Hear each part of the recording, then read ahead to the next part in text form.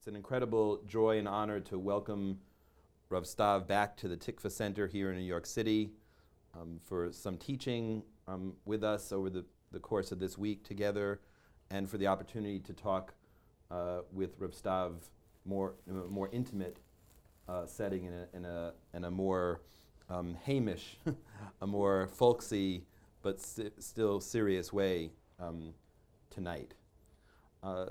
So I thought I would begin at the beginning, really, with an area of your life, Rav Stav, that we don't get to hear much about. We know your accomplishments as the founder and current chair of Tzohar.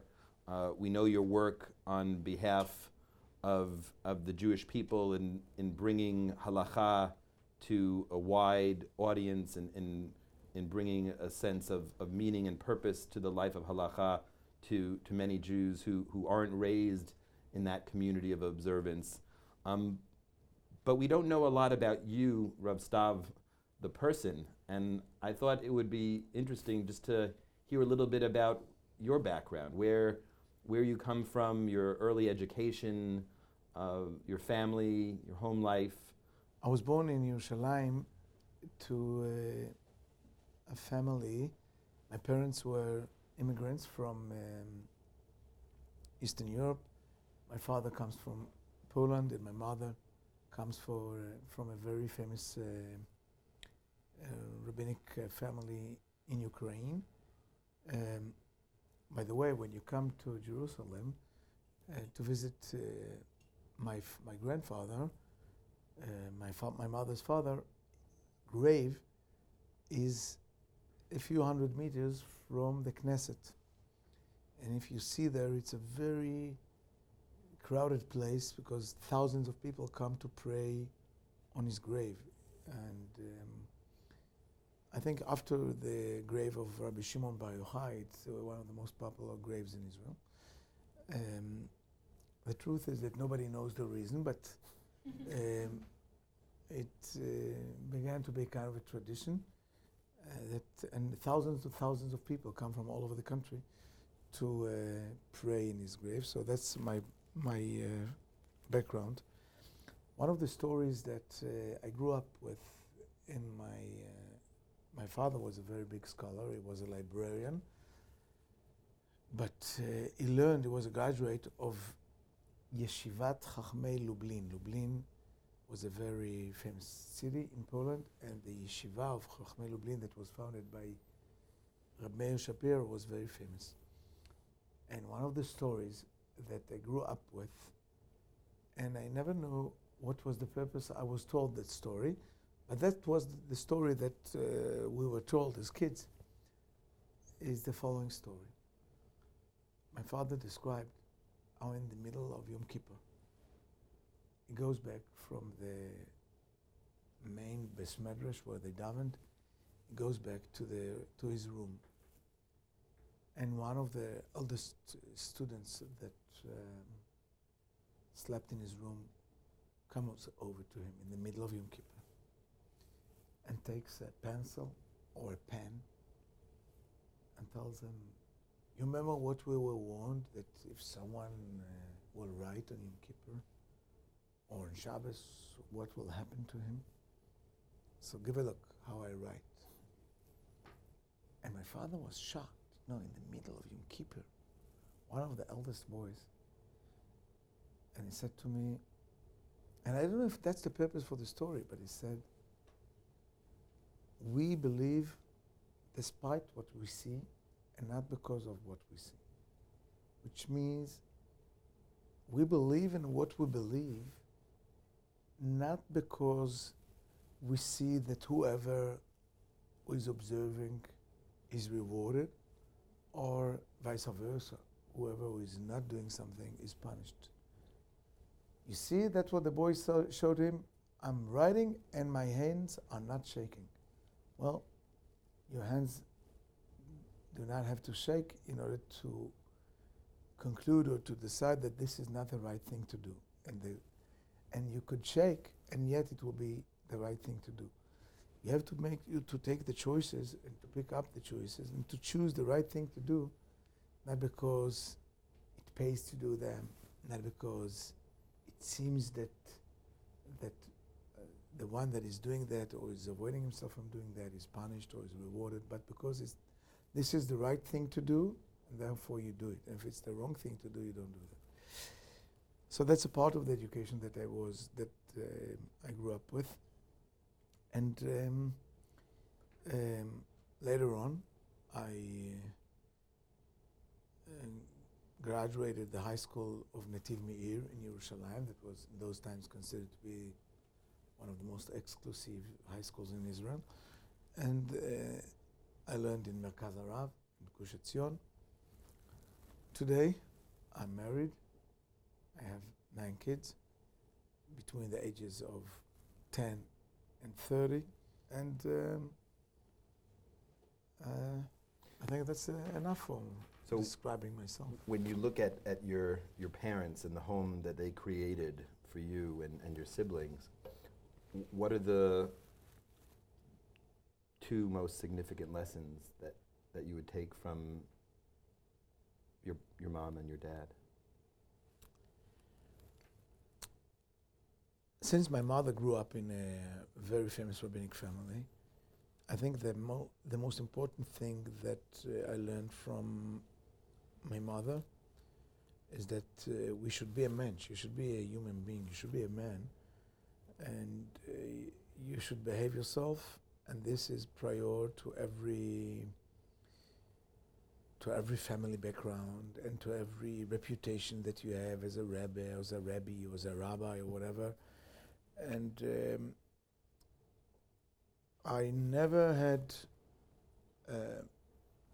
I always respected rabbis, but I never respected them more than they deserved to. I mean, I never made, I was growing up with that knowledge that you should respect Talmidei Chachamim, scholars, adults, but don't make any discounts.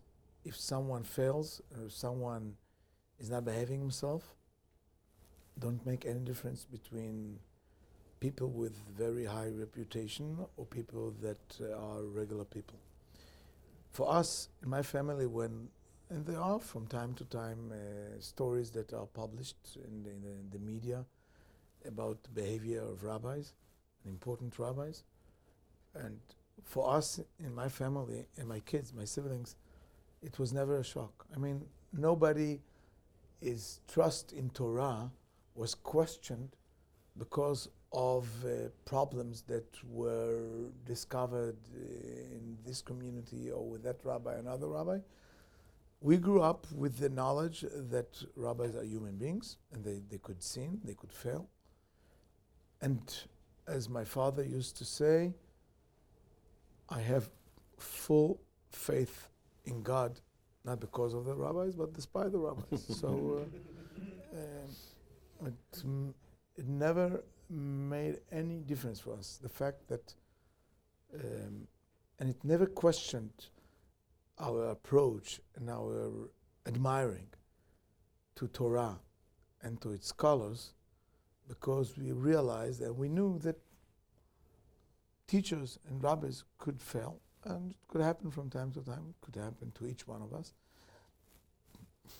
And yet, we were fully committed to halacha. My parents, that's one thing. And second thing is that my parents never educated us to be rabbis. And they even said, don't be a rabbi, but be a scholar. And that's a very big difference between a rabbi is a job.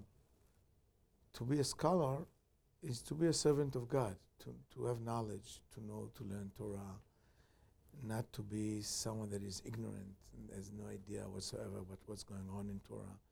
Be a scholar.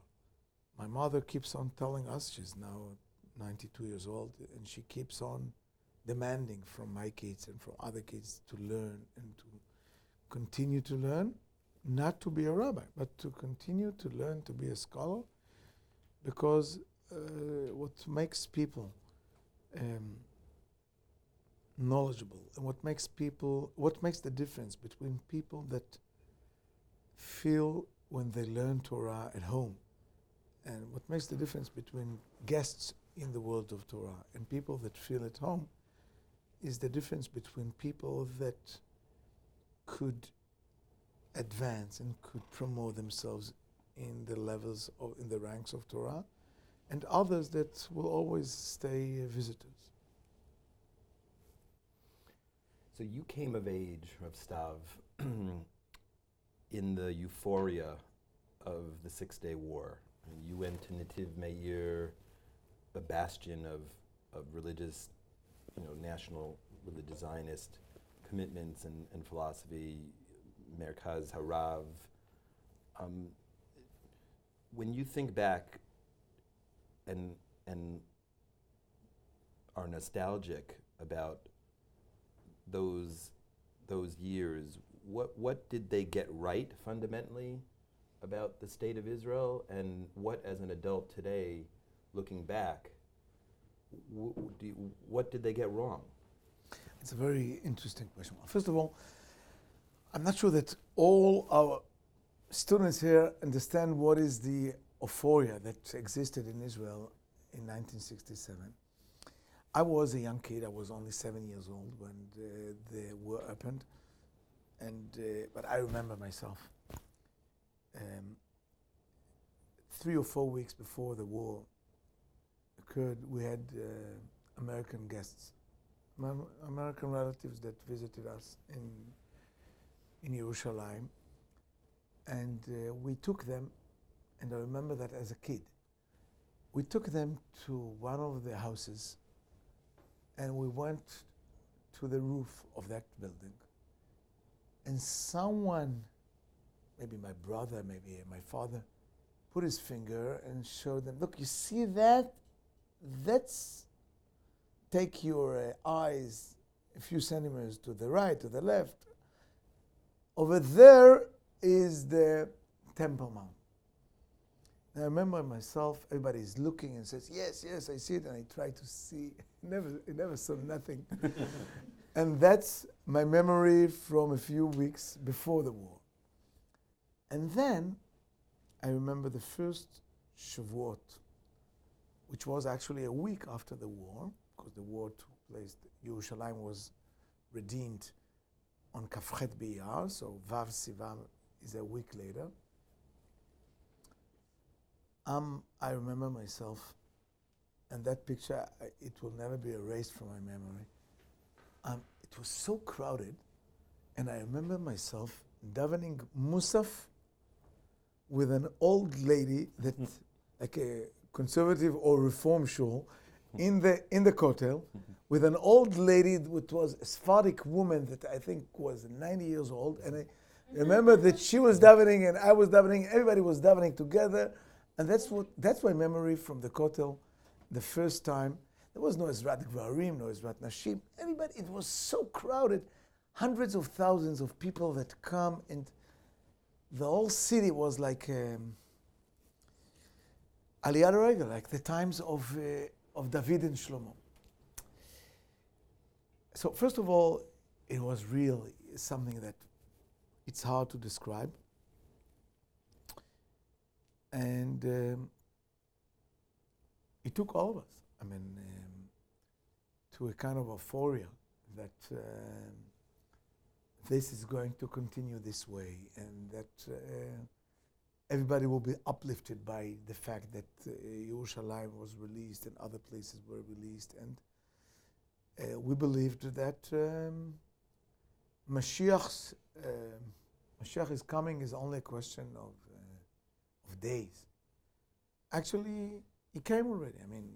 What else do we need to happen more than that? And since we believe that Mashiach's coming is only a question of days, so we don't have to deal with other issues. And the result of that was that besides of praying and blessing Hashem for all the miracles He has done to us, which He really deserved it. I mean, for after all the miracles that we have been exposed to during the war. But besides that, and besides insisting of holding these territories, we haven't done nothing regarding the non-observant society that was far, far away from us and did not feel at all what we as religious people have felt. And actually, I think that the 6-Day War was a point where the separation, the practical separation between observant and non-observant people went to a place that it was not supposed to be.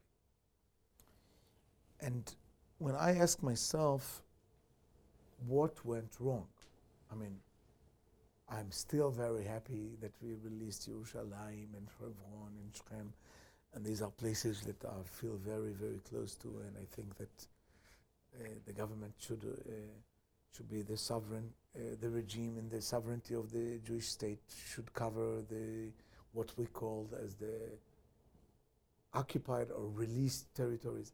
That's not the question for me.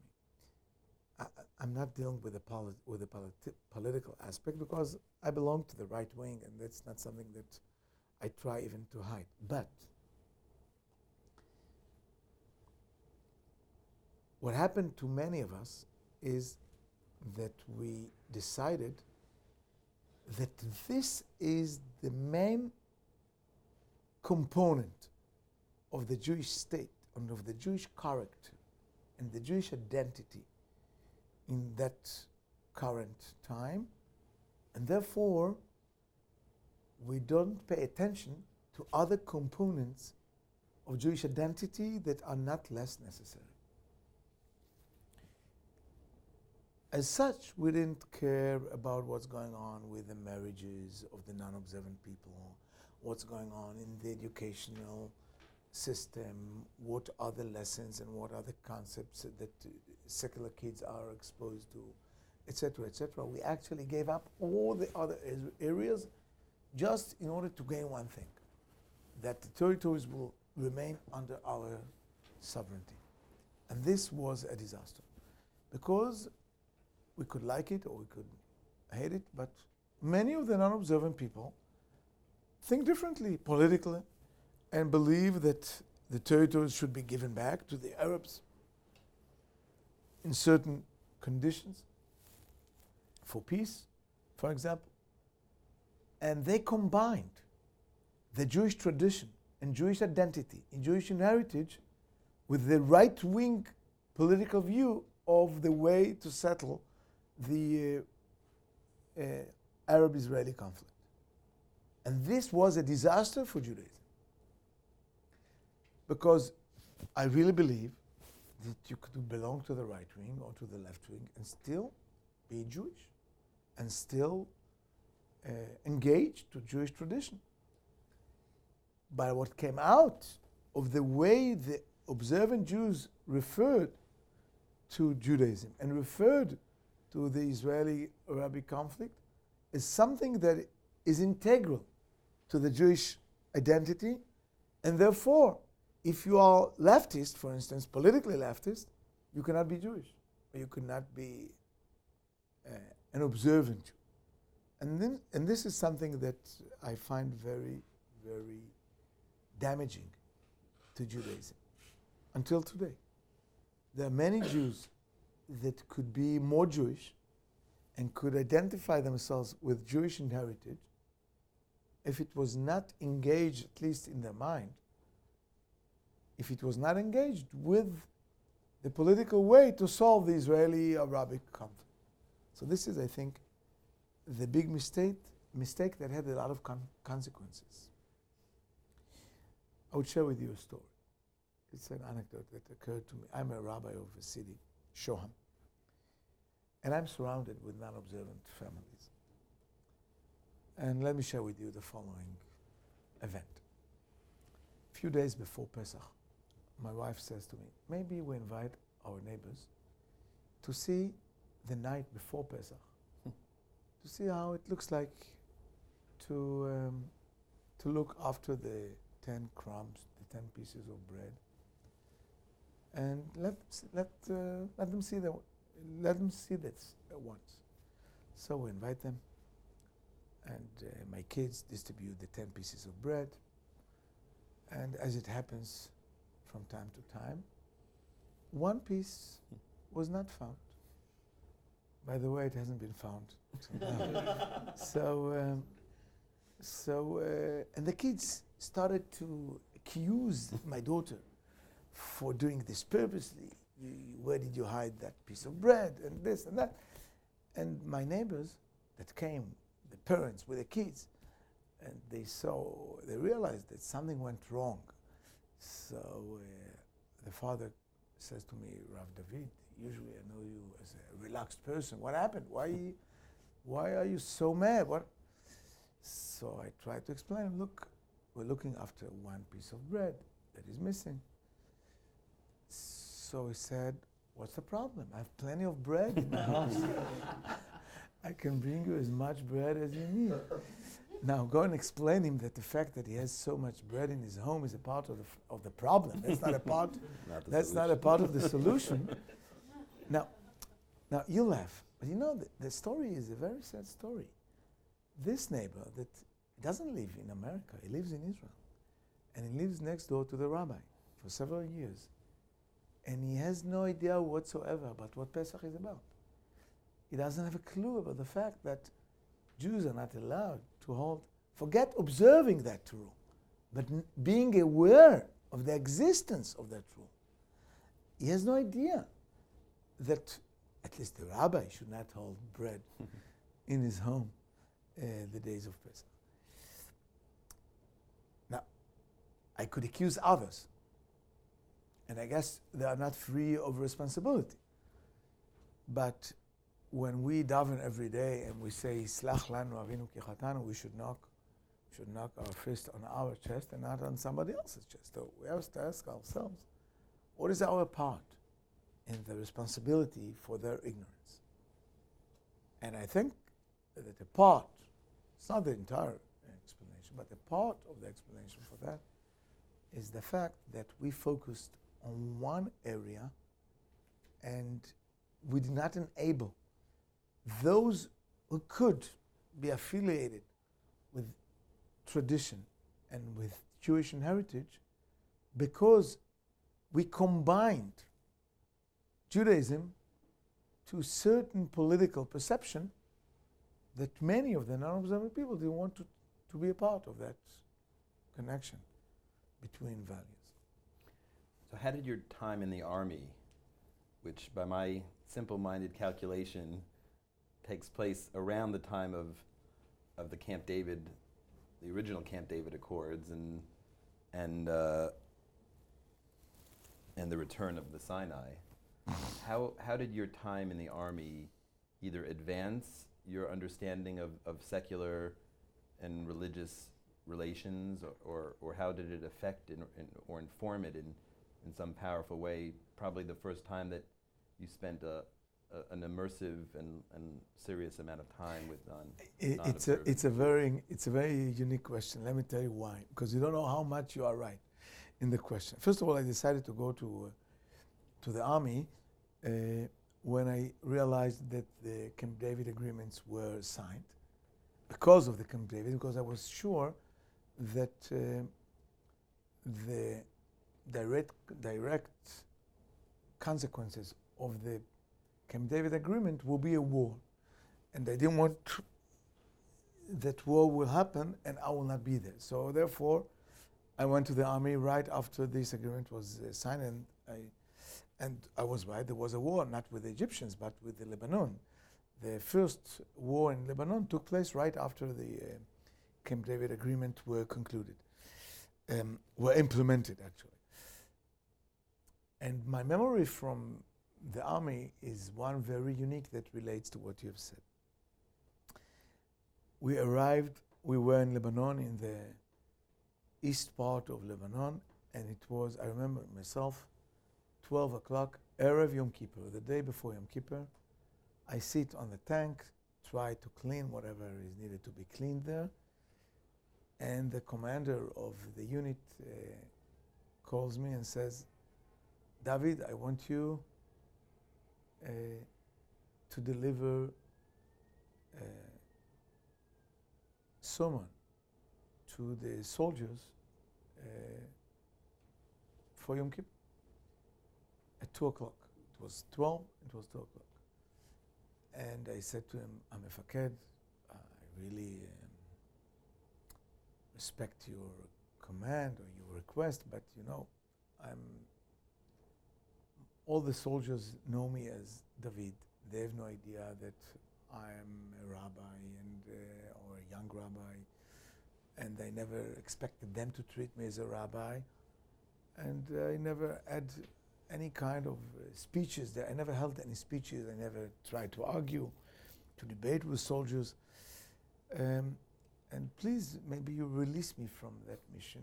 Leave me alone. I mean, it's good enough for me that I have to spend this fast with all of you, and without a minyan, with nobody. And please don't ask me to be the chaplain in this unit. I don't want to be in that position. And then he said to me the following statement that shocked me, and actually since then I started to speak to non-observant audiences. And he said to me, look, I want to understand. We are good enough for you to fight together, to be ready to sacrifice our lives for you and your life for us, and you have nothing in common to share with us before Yom Kippur. I mean, is that what you're saying? That we are so far from each other that we have nothing in common?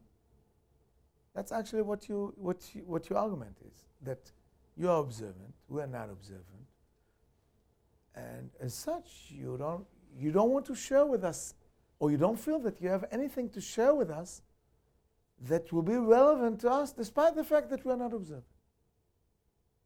Shame of you, actually. He did not use the word shame, but that's what he meant. That was the subtext. So I didn't have any other choice but to talk, to deliver that sermon afterwards. Now I want you to realize, in my tank, I had 3 soldiers besides me. One was someone from Kibbutz Lahavot HaBashan. Kibbutz Lahavot HaBashan is up in the north, near Kiryat Shmona, and he used to bring to the army, whenever he came back from the kibbutz, he used to bring sandwiches with what we called white meat. That's the nice word for that. Now you could imagine that, and he shared with me how it tastes to eat that, and he shared with me his dreams, how he will eat while I will fast during Yom Kippur. Now, could you imagine that I have to speak, to give a drasha, to give a sermon to this group? This is one of the boys that is going to attend. But despite these difficulties, so I asked him, you know what, since it's the first time in my life that I have to deliver such a speech, give me 2 hours to think how to do that. Because it was supposed to be at 2 o'clock in the afternoon, and it was 12. And for myself, it was very, very challenging. So I had to ask myself, do we share anything in common? Now, it relates to the topic that we started to deal with this afternoon when we spoke about conversion, because what is the main argument that non-observant people say to us? And what is the main argument that we say to them? I mean, we don't want to behave like you. So what do you want from that convert? He wants to be Jewish like we are. And what we tell them, actually, in many of the cases, what makes you Jewish? In what sense are you Jewish? What makes you different from another nation? And my job was, when I come to debate, it's a very, very tough argument that challenges the non-observant society. But when I come to a speech in which I want to embrace and I want to be more inclusive, I don't want to use the arguments that will push away people. I want to bring the people under the common tent of Judaism, despite the fact that they are not halachically observant. So therefore, it makes it very challenging to speak about Judaism in a way that will attract you and will persuade you to be a part of that, and yet being aware of the fact that he is not going to be observant tomorrow. And actually, this is the challenge that we in Tzohar are challenged throughout the year. We want to give Judaism, but not necessarily to make the people that we speak with, to make them frum tomorrow morning. Now, I don't want to hide my desire that I wish all of them would have become frum, but I'm aware of the fact that many of them, I don't want to say how many, but I guess many of them will not be frum. And yet I want them to remain Jewish. I want them to feel that Judaism is relevant for them, even though they are not observant. And that actually was the challenging conversation that I held on that Erev Yom Kippur in the army. I dare to say that since then, I didn't stop to talk to those kind of people and to try to deliver messages that will give them the feeling that Judaism is relevant to them, despite the fact that they're not religious or observant.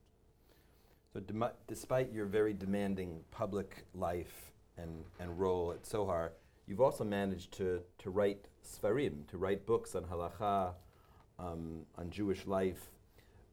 One of the most popular books was a book on popular culture, and on film, on music, on the relationship between culture and art more broadly, and religion. So I'd love for you to reflect on the direction of popular culture in Israel and in America, of course. America could be the great Satan in this regard in terms of popular culture and in Israel. And also I'd like you to reflect, I've seen quoted in some interviews that you actually haven't been to the cinema in a long time. Something like, since you were 8 years old. 14 years 14 years old. And so on a serious note though, how can you speak in a thoughtful, sophisticated way about the medium of popular culture without really partaking of popular culture? Yeah. Did you ever read the books of Karl May? Is that name sounds familiar to you? Karl May? You've never heard? Karl May? Never heard. Well, this author lived in Germany. Actually, was imprisoned in Germany was a thief or something like that. So he was sentenced to sit in jail for many years in Germany. He wrote a whole series of books describing the Wild West in the United States. As a matter of fact, he was never there. And people say that it's more than the original. I mean, it seems to be that he always lived there. So this was one of the books that I loved to read when I was young, and my kids read it today. First of all, I want to refer to the essence of that book, and then I will answer your question. I dare to say that in modern time, the question of the free time we have, or the leisure time, and the way we behave, or the way we spend our time, not when we work, but on our free time, this is the essence of the modern era. Because unlike previous generations, where people had to work from sunrising to sunset, and they didn't have electricity. So when they came back home, they had to go to sleep. As the Gemara says, "B'shochbecha uvekomecha." When do we recite Kriyat Shema of Ma'ariv? When people go to sleep. When do people go to sleep? When it's sunset. Which means most of the people never had leisure time in previous generations. In our generation, since the beginning of the 20th century, we have plenty of time. Just figure out how many days a high school student has to go to school and how many days during the year he has vacation. It's almost a half and a half. The same thing applies to the students, despite the fact that they complain that they have a lot of essays to do and exams, but yet they have plenty of time. And the matter of fact that you have here 6 weeks to spend in Tikvah is just an example to see how plenty lots of leisure, abundant time. It doesn't mean that people don't utilize their time in the right way, but they have plenty of free time. My argument is that if we want to know how to utilize their time in the proper way, most of the people will suffer a lot because of their free time.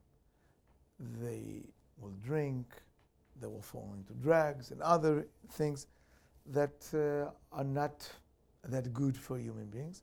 And therefore, the way they are educated, or they should be educated from the very, very beginning of the elementary school, they should be educated to know how to use the time, to know how to watch TV, to know how to read books, how to exclude books and how to exclude movies, and how to contain, and how to be able to watch in a critical way and to read in a critical way, and to know what to read and what not to read, what music to use and what music to push away, etc., etc. This was the idea of the book, and I begin that book describing a very funny story. We had a visit of a family of Olim Chadashim, new immigrants from Russia, and the father of that family, the head of that family, was a professor in the University of Haifa, and they arrived on Friday afternoon, a few hours before Shabbos. I was then a rabbi of a village, a small village near Kerem B'Yavne. It's called Bnei Darom, a very small village, very nice village. And when he arrived to my house, he saw me climbing on one of the trees, looking after my son that was hiding himself. You know, there is a play, Machboim, I don't know how you... Hiding? Hide and seek. Hide and seek, okay. So I was looking after my son. And since I thought, and it was the truth, that he was hiding himself above one of the branches in the tree, so I climbed on the tree to see where he is. And this professor went out of his car, and he saw the rabbi climbing on the tree. So he was shocked. So he came over to me and said, look, before I say hello to you, I want you to know, when I told my friends in Haifa University that I'm going to be by a rabbi for Shabbat, they said to me, are you crazy to go to a rabbi? From the very first beginning of your visit, he will only teach you Torah and not this book and another book and this rule, another rule. Are you crazy to go to a rabbi for Shabbat? And I see that that's not the first lesson that you are teaching me. So I told him, no, you are wrong. They were right and you are wrong. That's actually the first lesson in Torah that I want to teach you. That the father should play with his kids. That's a part of the Torah.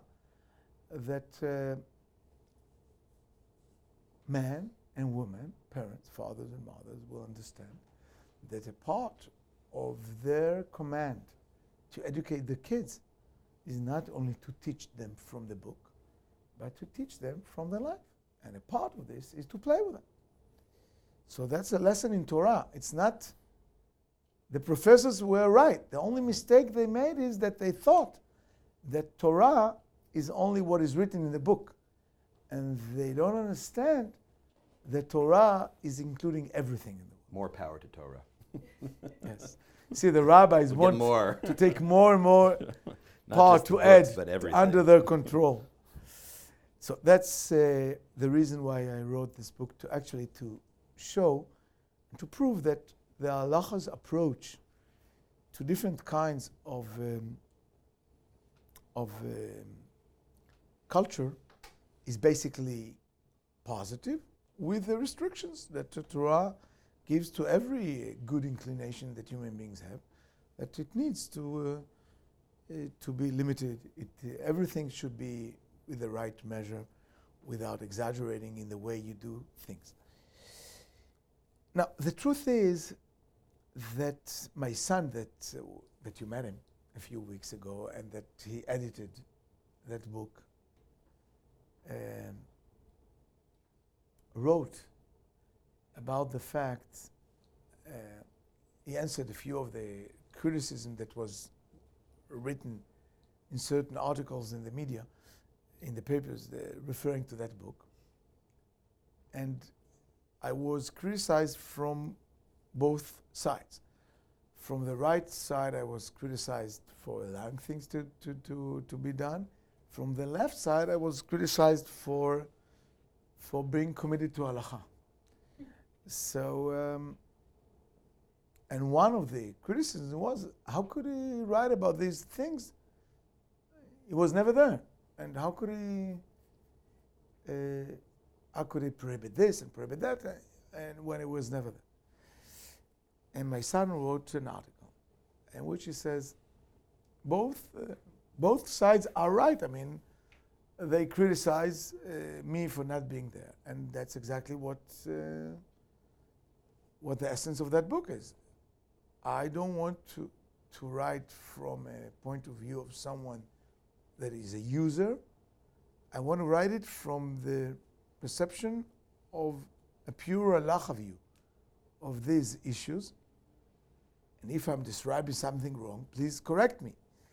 But I don't want to be influenced by the fact that I'm a user or a constant user, or I never used it. I want to refer to these issues from a pure halachic point of view, as I interpret what I learn in the halacha. And as such, I try to implement the basics from what is written to how it should be implemented to practical life. One of the very famous rabbis that criticized one of my psakim there, I asked him, did you ever go to the Golan Heights during the summer? So he said, no.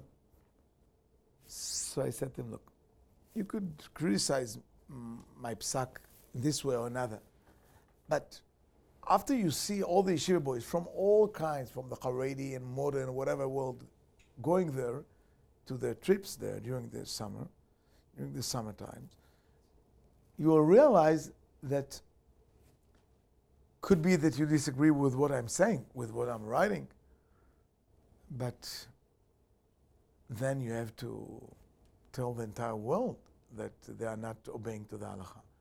At least I try to explain something that makes sense. You want to disagree with me, I respect it, but yet understand that my attempt is to try to bridge gaps that could exist between the way things are written 2,000 years ago and the way we implement them to a modern society. What was the inspiration for Tzohar? I mean, you co-created Tzohar. How did that happen? The murder of Yitzhak Rabin. We have mentioned this name this afternoon with Ben. Yes, remember that? So the Prime Minister Yitzhak Rabin was murdered in the 4th of November 1995, and his assassination was actually the event that established Tzohar. How is it connected? As I said to Mark before, the image of religion connected with political view went from worse to worse.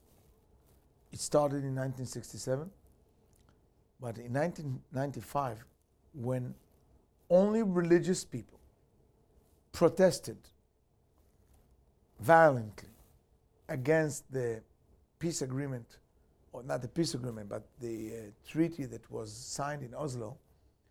And again, don't misunderstand me. I am I was and I am very much against these agreements.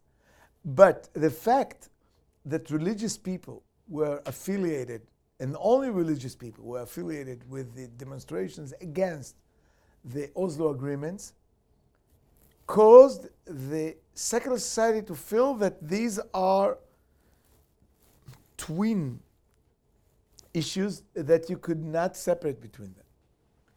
And after the assassination of Yitzhak Rabin, it was very difficult to be a frum Jew in Israel, because all observant Jews were accused to be responsible for that murder.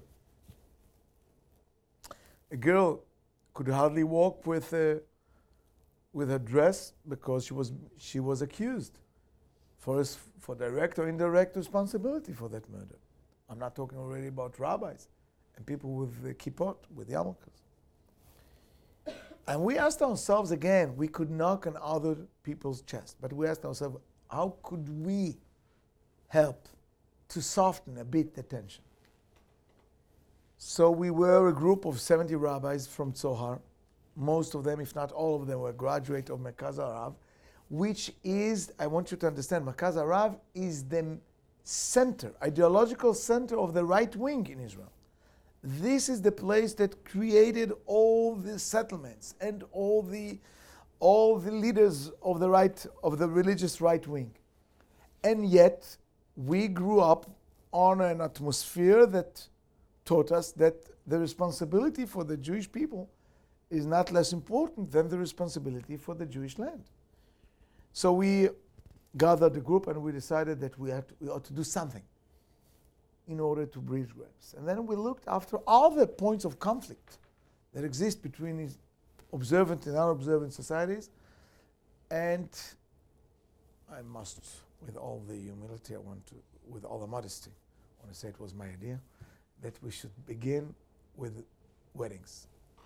Because weddings is something which is very intimate, something which is very sensitive, and is something that upsets the Israeli secular couple the most.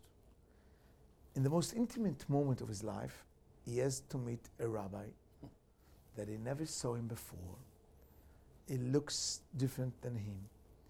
He speaks a different language. Usually doesn't share the same vision in no issue. And is not Zionist. Many of them required a lot of money. Many of them didn't show up in time. Many of them were officers of the official rabbinate, never invited the couple to talk to them.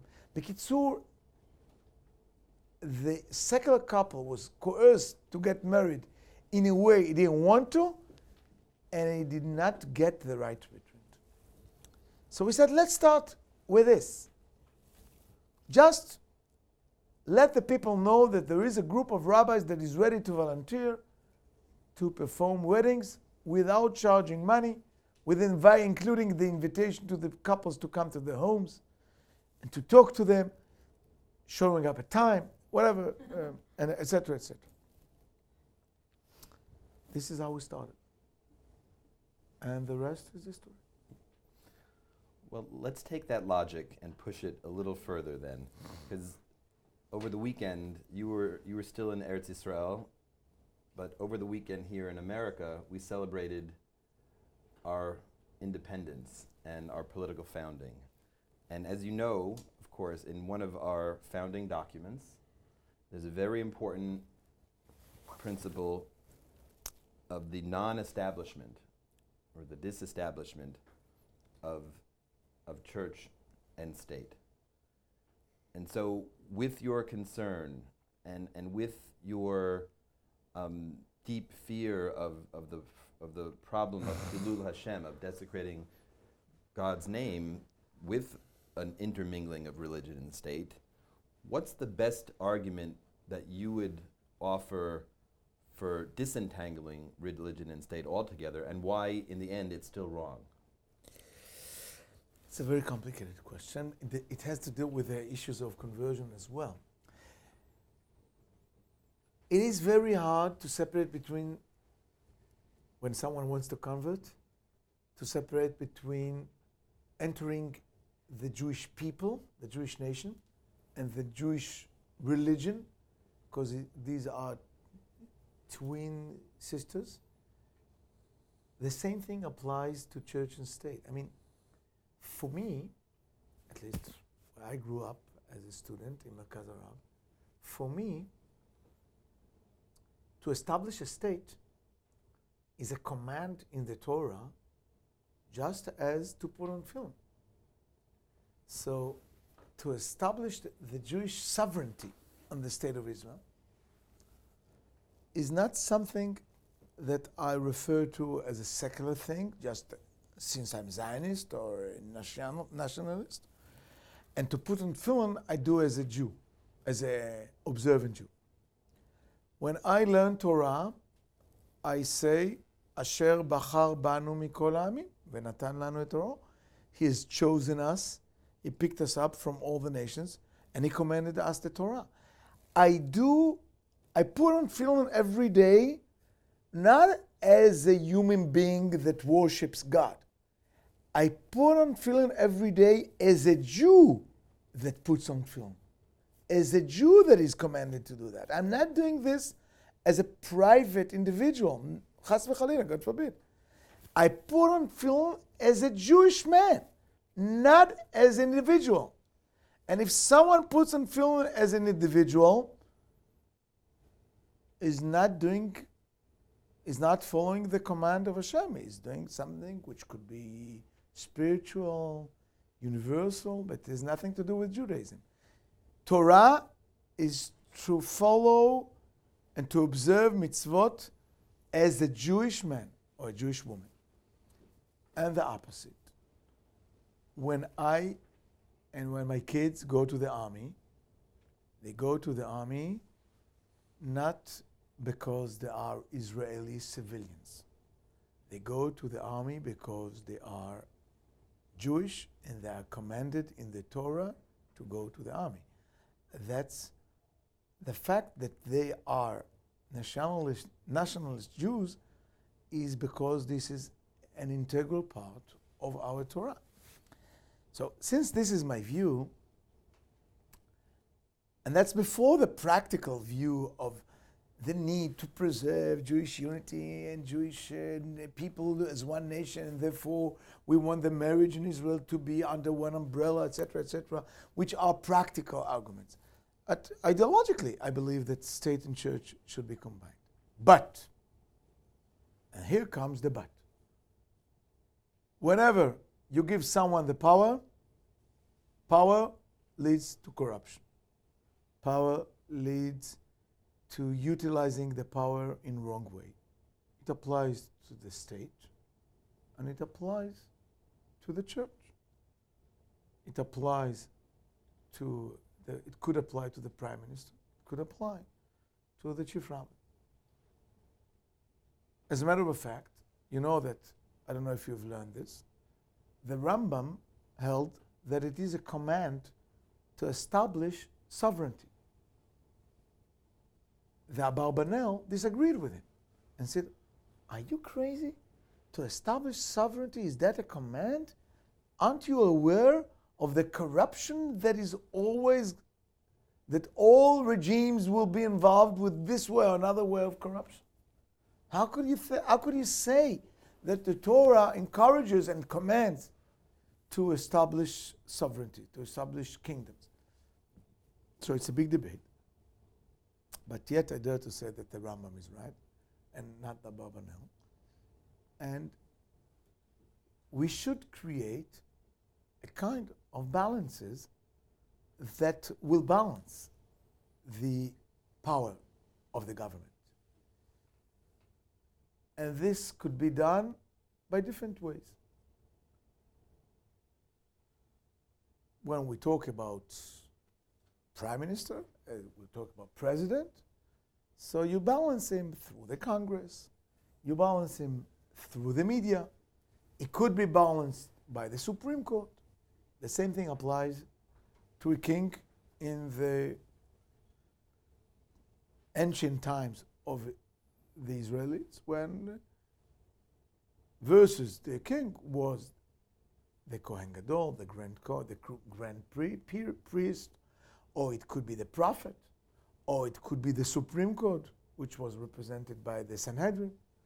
So the Torah established institutions that will balance the power of the king. The mistake of the chief rabbinate in the state of Israel is not the fact that it is combined with the state, that church is not separated from the state. The problem is that there was no balance to the power of the chief rabbinate. And this balance should be achieved by, and that's what Tzohar is trying to do, and was successful in certain areas, was not successful in other areas. It was successful in the marriage zone, where we said and we maintained that we understand the need of chief rabbinate to be responsible for marriages, but yet open the marriages to a competition between the rabbis. Allow rabbis to perform weddings all over the country. Don't restrict them to their zones. Make a kind of competition between the rabbis and the rabbinates so that each rabbinate will compete on a better customer service to the secular people, etc., etc. Instead of being the sheriff of the town, not allowing your inhabitants to go to another city, please allow them. And once you allow them to move from one place to another, you give them the chance to choose who is the rabbi that they prefer to go to. And this will create a kind of competition and will improve and will uplift the standard of the service that the people get from the rabbinate. We succeeded in the marriage, we failed in the conversion, and we have not tried yet with the kashrut. B'ezrat Hashem, we hope to bring it to a better place in the kashrut and in conversion as well. But the solution from my point of view is not to separate. I mean, let me tell you one thing about the separation. You know that let's say a word about the situation of married women in America and in Israel when the husband refuses to give a get, to get divorced. And in America, he will get divorced civilly, and if he doesn't want to give the halachic get, as we say in Hebrew, you could go and look after him. He could do whatever he wants. Nobody will do anything to him. From time to time, we will hear in the American news that there was a group of Chevre that tried to hit him, to punch him, to do this and to do that, which is not legal, which doesn't sound very sympathetic to me.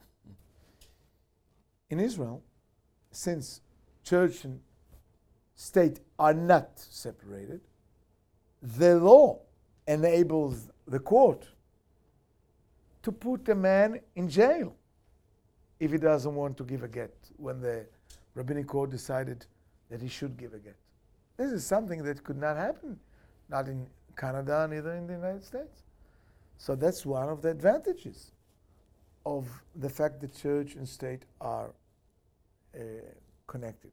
So it's not only, there is a good experience in America with the separation and a bad experience without separating in Israel.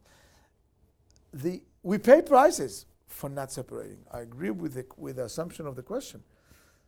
But yet I believe that the solution should not be a separation. The solution should be balances. The solution should be deprivatizing or decentralizing the power of the rabbinate in a way that will lead to a free competition or to a relatively free competition in order to improve the services that the people will get from the rabbinate. Thank you so much. You're very welcome.